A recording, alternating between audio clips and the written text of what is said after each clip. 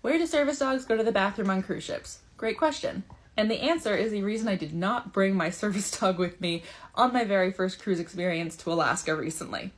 This is my service dog Theo eating a yak chew in the corner. As you can see, we are currently traveling. I am a travel writer, so we travel a lot. And I recently went on a trip to Alaska, and I really debated bringing him.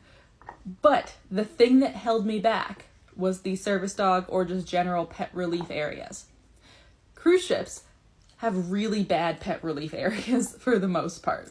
They are usually a sandbox-like thing, just full of like mulch or sod.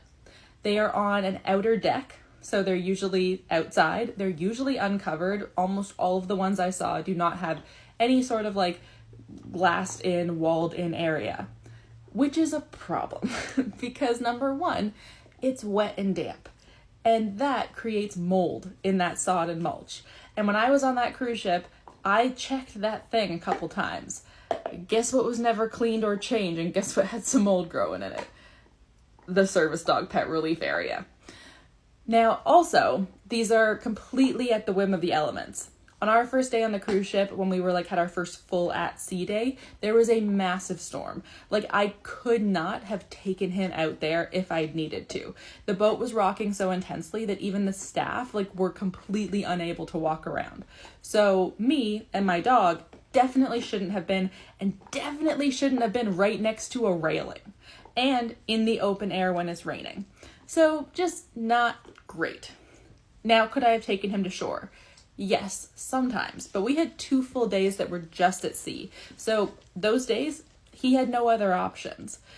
You're not really supposed to use pee pads and things like that in your room for sanitary reasons. So this is the option you're supposed to use, and it's not very good.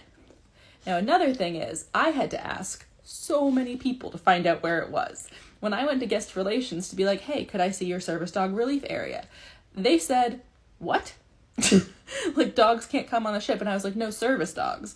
And a bunch of people got looped in. They called head of housekeeping. They called heads of all sorts of departments. Finally, one person in housekeeping had an idea of where it was.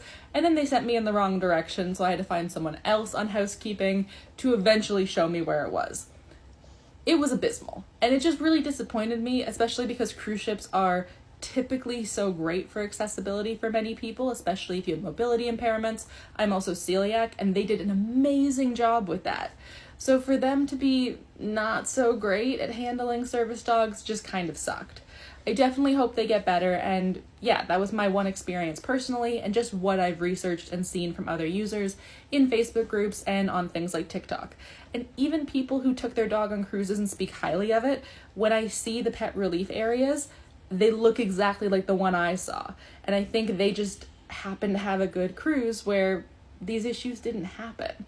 So I'm really grateful for them getting to have a good experience, but I think it's very important to know what you're getting into and know that you for sure have a way for your dog to go to the bathroom that is safe and comfortable for them and for you.